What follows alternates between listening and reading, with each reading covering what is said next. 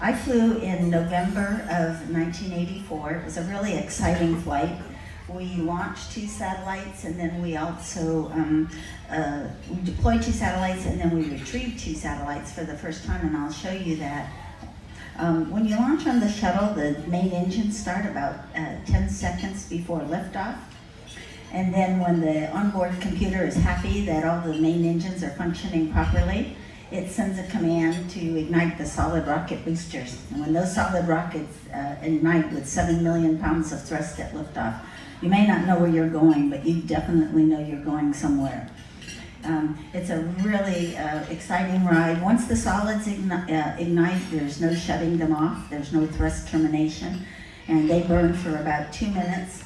And then about 2 minutes into the flight, the onboard computer sends a command to jettison the solid rocket boosters. It takes 8.5 minutes thereabouts to get to orbit. And so that gives you just an idea of just how much thrust is involved during liftoff. And then you have this amazing view that greets you when you get on orbit. You never get tired. Let me introduce you to my crew, our commander, Rick Hauk, who is also the commander of the first return to flight after Challenger, our pilot, Dave Walker, Dr. Joe Allen, who would be doing the spacewalk to retrieve the satellites. Myself, I was the flight engineer on board, and I operated the robotic arm. And then Dale Gardner, who would also be going out with Joe to do the spacewalk to bring back the 2 satellites. And I'll show you a bit about that. On day 2, we launched a communication satellite, a Hughes 376. It's identical to the 2 that are already on orbit that we are going to be bringing back. It was a nighttime deploy, so it wasn't as dramatic from a photographic point of view, but it gives you an idea of how the other 2 that we're going to retrieve were deployed on an earlier shuttle mission. And then on day 3, we deployed another communication satellite called a SYNCOM for the U.S. Navy. You can see it's launched in what we kind of called the Frisbee style for kind of obvious reasons. Since we're having lunch, I thought I would just add this little bit about how we prepare meals in space. We always work together, 2 of us, getting out the packages of food. The food is very similar to backpacking food, where most of it's freeze-dried and you add water. I particularly love the beef stroganoff. But then, if we were very good and did our jobs well that day, our commander would reward us with a treat for dessert. These candy-coated chocolates, we're not supposed to advertise for anybody. And so, but you can see that for the young folks in the audience, it's your mom and your dad always tell you not to play with your food, but when you're on orbit, there's a lot of really fun ways to eat. I didn't think about what else might have been floating around there, and I think I would think about it again before I did that. But it's a lot of fun being weightless, and I think this little part of the video kind of captures just how much fun it is to be able to float. I thought I was going to get away from cleaning for a couple of weeks for our mission, but all the electronics on board the shuttle are air-cooled, so we have to make sure that the filters are cleared. So about twice during the mission it was scheduled for us to clean things, but it was really neat when you had to go up and change a light bulb or clean a filter, and you didn't have to worry about getting out a ladder. You could just float to the top. We always, you always want to keep your shuttle nice and clean and bring it back to the folks here at the Kennedy Space Center in good shape, and our commander really made us do that.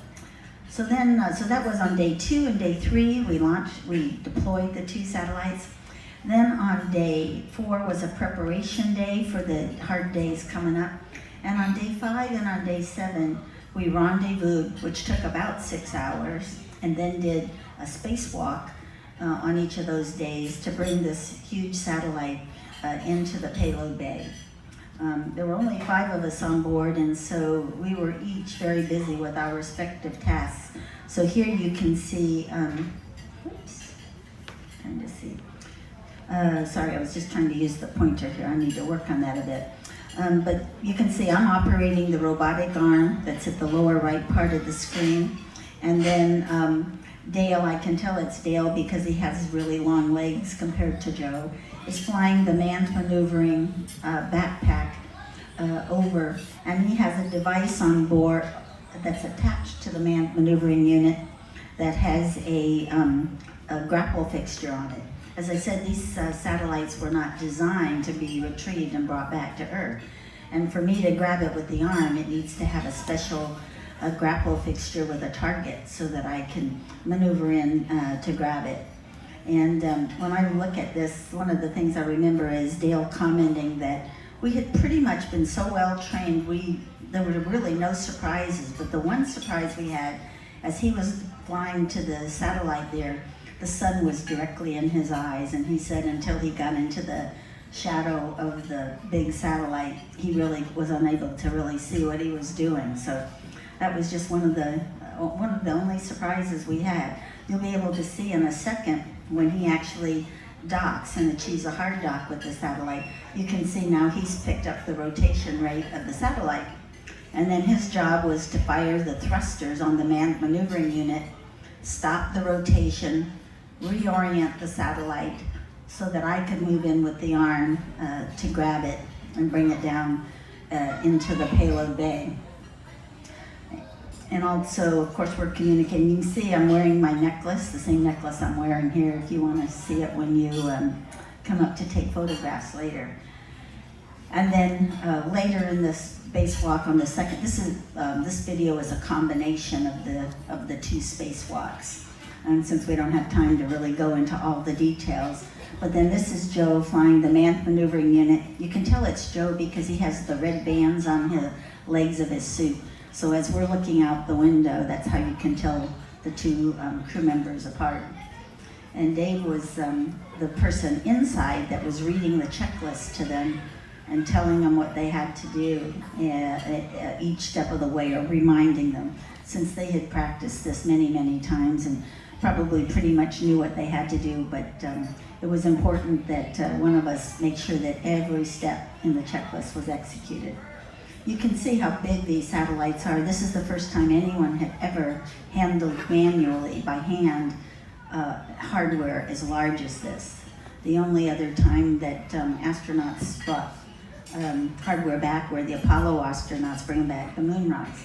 After we had both of them secure in the payload bay, Joe and Dale had made these for sale signs, which was kind of a joke, but not really, because the insurance underwriters, Lloyd's of London and several others, were very, very happy to get those satellites back. They were then refurbished on the ground and launched on later flights and were on orbit for their normal lifetime until they were replaced by newer communication satellites. So on the morning of the 8th day, we packed up and got ready to go home. And then on the morning of the 9th day, we did our deorbit burn. And once you do the deorbit burn, you slow down from orbital velocity, and then you become basically a meteorite entering the Earth's atmosphere. So here you see the shuttle on final approach. John Young, the commander of the first shuttle flight, often described the shuttle as flying like a rock, because it really does not have a very good lift-to-drag ratio. And we were the second shuttle to land at the Kennedy Space Center. And as I said, the first to ever bring hardware back from space. And we were met by custom officials asking if we had anything to declare. So I can remember that I felt like about an 800-pound gorilla when we landed at the Kennedy Space Center, and it certainly felt great to have a nice hot meal that wasn't in a little package, and then to go take a shower after not having taken a shower for quite a couple of days. So anyway, that was just to give you just a brief glimpse into what we did in space, and for some of the young folks in the audience to be able to see what it was like. So I'm going to shift gears now and talk a bit more about my journey to becoming an astronaut, and also what it was like to be in that first group of women. I'd like to include this slide, again, for young folks so that they know you didn't just suddenly pop out as an astronaut, that there was a lot of hard work and studying and everything. I was very shy, very much of a nerd, was not the person who would raise their hand in class if you knew the answer, so for me, I think I would have been, if I had realized that speaking in public was part of the job of being an astronaut, that would have probably scared me much more than launching on the shuttle. But I probably would have done it anyway, but it would have been, I would have been more worried about it. But I also use this to remind myself to talk about when I was this age, the job of being an astronaut didn't even exist. When I was 12 years old, my father was stationed at Fort Campbell, Kentucky. He was in the Army. I listened to Al Shepard launch into space, not very far from where we are right now. Listened to him talk to Mission Control, and at that moment, I was captured, and that was what I wanted to do. I said, I want to be an astronaut someday. But it certainly didn't seem like a very realistic goal. All the astronauts then, the Mercury 7, were male, and they were test pilots. And women weren't even allowed to serve in the military and fly combat and fighter jets. So it certainly didn't seem like a realistic goal, but the seed was planted. My father, as I said, was in the military. We moved a great deal, so when he retired at Fort MacArthur in San Pedro, 8th grade was my 13th school, and I was so glad that I got to spend middle school and high school all in one place. I had 3 younger brothers and graduated from high school in San Pedro. Really put a real value on my high school friends after traveling that much and not really having friends from when I was younger. I was the first person in my family to go to college, so I really didn't know much about that process. I applied to UCLA, the only one I applied to. I don't recommend that for the young folks in the audience who might be thinking about going to college, but I was very blessed to get in and went to UCLA for everything. As was mentioned, I became a medical doctor, and one of the things I like to talk about on this slide is while I was waiting to find out if I got selected as an astronaut, I was working in emergency rooms, and the nun here was the head of the emergency room. And when she found out that I was leaving to go to Houston, she gave me her pin that she was given when she, I'm not sure what you call it, when you get officially initiated as a nun.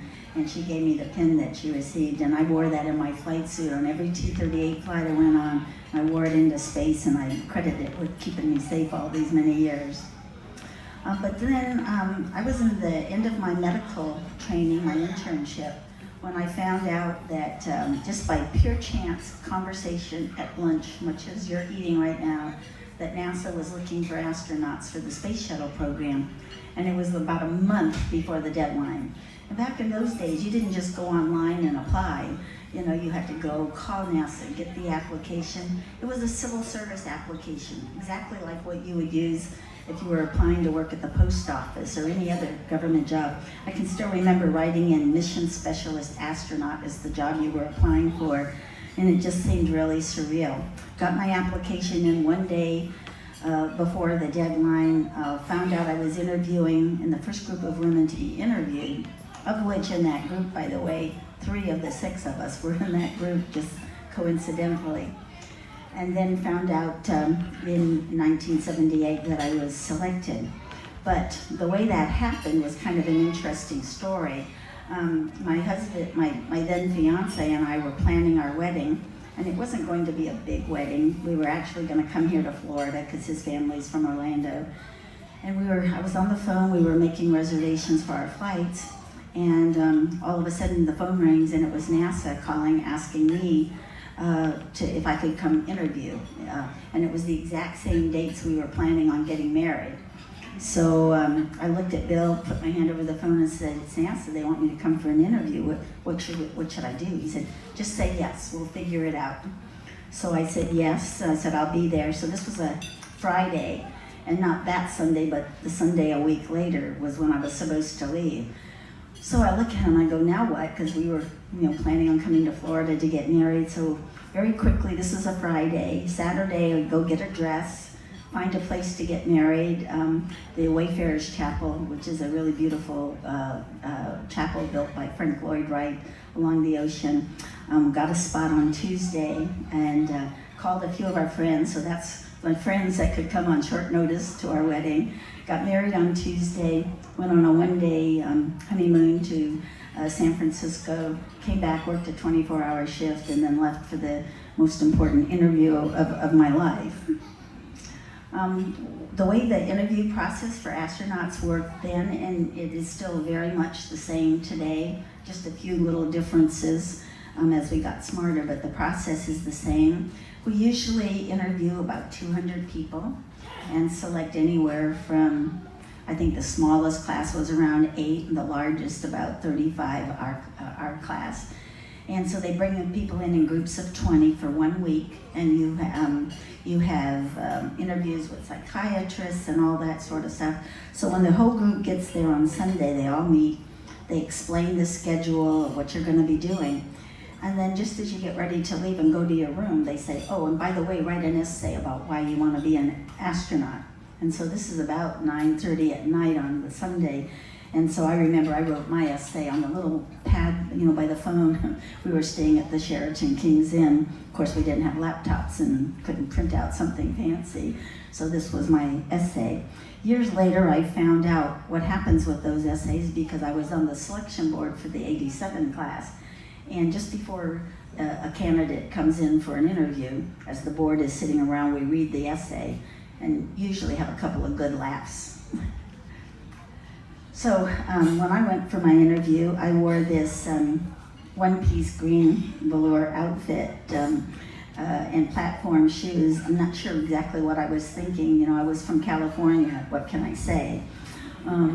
Years later, my daughter came home to visit, and it was around the time when one-piece outfits were coming back in style, and I said, oh, this is like my lucky outfit. Maybe you want to try it on and see how it looks. So she tried it on and took a picture of her. A couple hours later, I went on Facebook, and she had posted this picture saying, this is what my mom wore to the most important interview of her life. Can you believe it? So much for her liking my sense of style. But I was really blessed to be in this amazing group of 6 women, and Dr. Shannon Lucid on the left, biochemist, Dr. Ray Seddon, a medical doctor like myself, Dr. Kathy Sullivan, a geologist, Dr. Judy Resnick, electrical engineer, and unfortunately was killed in the Challenger accident. Myself and Dr. Sally Ride, astrophysicist, the first American woman to fly in space, who unfortunately passed away in 2012 from pancreatic cancer. The 2 other women had flown previously. They were cosmonauts for the Soviet Union, and Valentina Tereshkova was the first. And then we were the next 6 after those 2. When we were first selected, it was certainly, I felt that NASA was really very prepared and welcoming for us. Actually encountered a lot more issues when I was in my medical training than I did. But one of the first things they did was send us for water survival training, because that was a prerequisite for flying in T-38s that you saw in the video that preceded the dip and enter. So here we are. The only thing that was kind of hard about it was there were all these photographers there, and of course none of us had ever done anything like this. It's part of military pilots training, and we were all coming mostly from a laboratory or that kind of an environment. So it was, we were trying to do our best to not let down the women that would fall after us, and with all these reporters watching. So these are just some slides of what it was like to go through that water survival training in Homestead, Florida, actually.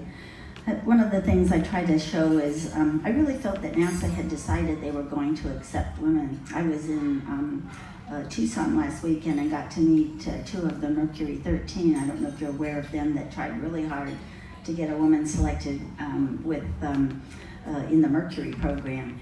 And it was just a real honor, because they really, I think, fought a lot of the battles, and I describe it kind of as we caught a wave at just the right moment when society and cultural attitudes were changing, and just we're in the right place at the right time with the right credentials. But NASA, I feel, had by this time decided they were going to accept women.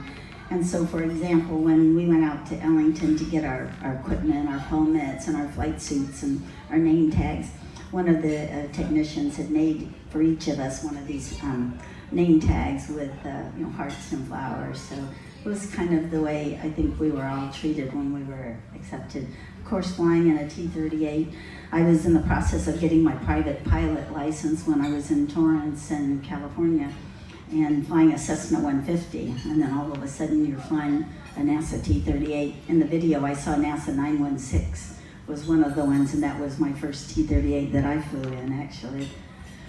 I forgot to mention that when I got the call saying I was selected, my husband got the call that he was not selected, because he interviewed as well. So it made for some interesting family dynamics for a couple of years, but he was a pretty good sport. But he went back and got his private pilot license and his master's in biomedical engineering, and then he was selected, and we were the first couple that was ever selected. And even to this day, I think we're the only couple that came in selected into the program. There are several other couples, but they met as astronauts, you know. So, and it was really fun. We both loved medicine, we both loved space, and getting to work together on the things we loved was really a lot of fun. One of the jobs I had early on was, we have a group of astronauts that come to the Kennedy Space Center, and we support the testing, getting a shuttle ready to fly, payload testing. And I was actually the lead, what we call out that group of astronauts, Cape Crusaders. I was actually the lead for Sally's flight as she was getting ready. And I was about 7.5 or 8 months pregnant, and in this picture. So years later, when Sally passed away, there was a lot of photographs and everything on the news that day. And my then son-in-law called to say, you know, he saw this picture of Sally and I, and thought it was really neat. And I said, and what you don't realize is that your future wife is in that picture as well. So kind of fun. But it was really fun. I was so used to being, and I think my other 5 female colleagues would say the same things. We were so used to, at that point, being the only woman in a math class or a physics class or astronomy or whatever. And so actually coming and having other women that we worked with, Ray and I, of course, were particularly close because we were both doctors, and she had her son Paul about a year before I had Kristen, and then she just flew 1 or 2 flights after mine. And the training for a space shuttle flight is about 14 months. About 6 weeks before flight, we have a big press conference, and then after that, NASA doesn't want you talking to the news or doing anything other than focusing on your training. And really, those last 6 weeks are so busy. You almost have to have your scheduler schedule you time to go to the bathroom. But this was a picture, of course, since I was the first mom to fly in space.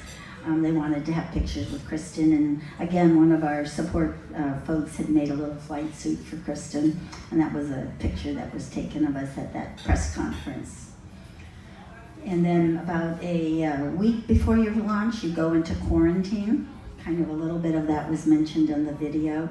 And so you spend 3 days in Houston doing the last bit of your training, and then about 3 days before launch, you fly to the Kennedy Space Center and you stay in crew quarters. That was mentioned in the video.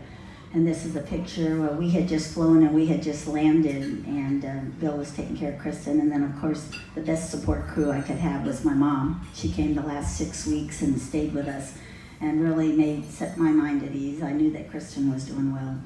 Because Bill was an astronaut too at this time, normally what happens before launch is you have one astronaut who's a family escort, and the families are all taken over to the Launch Control Center and are kept there. But because Bill was an astronaut, he of course had the appropriate badges, and he wanted to be where you saw that the astronauts walk out on their way to the pad, or to catch the van to go to the pad. And so I knew that my mom and Kristen were in the van, but he had told my mom, do not get out of the van at all, because he wasn't supposed to be there. He was supposed to be with the other families. And he knew that there were a lot of photographers there, and that he might get caught. But then as I was walking out, and I realized that I was looking for my mom and Kristen because I knew they were there, and my mom saw my eyes, and she saw that I was looking for Kristen. And despite what Bill told her, she got out of the van, and that was a picture that one photographer did take, but I don't think NASA really picked up on it. It didn't get picked up in a lot of papers, but just the fun little kind of things you remember, because it was really fun to have my family there as I walked out, which is not a normal thing that gets to happen. And then during the flight, families are taken to the viewing room in Mission Control in Houston when there's a critical thing going on, like the spacewalks that we were doing. And so Kristen had a lot of fun getting to entertain folks while we were busy doing the spacewalks and the retrieval that I told you about. And after we landed, it was really great to go over to crew quarters, as I said, and take a nice shower. And then by about 2 o'clock in the afternoon, we were back in Houston, and it was just really great to be reunited with Kristen after all that time. Of course, Kristen nowadays, I'll talk to you about in a second, grew up in this really interesting family with both parents a doctor and both parents as astronauts. And one of the interesting things that happened is the first Mother's Day after my flight, I was given this Mother of the Year award by a group in New York that gives out awards to moms like, let's see, Susan Lucci was in that group, and a lady who was the first female governor of Kentucky. And so we all get these nice little statues. And then, when, as was mentioned in the introduction, I wound up taking a 7-year leave of absence when my second daughter was born. No Mother of the Year awards. I always thought that was kind of ironic, but it really comes in handy, like as my daughters were complaining about, how they had the meanest mom in the world because I was so strict and made them make their bed. I could whip out my little Mother of the Year award and say, Mother of the Year here. So, but they really did have a unique way of growing up, both of them, and I think they really took a lot of it for granted. They would tell you that if they were here now. But it was fun on Take Your Daughters to Work Day. Got to play in the simulators. But then I don't think they really appreciated things till they got older and they went away to college, and people would, the students would all talk about, what their parents did and where they were from. And I would get a call, hey Mom, I'm bringing so-and-so home, can you arrange a tour for me? So my stock went up quite a bit after they went away to college.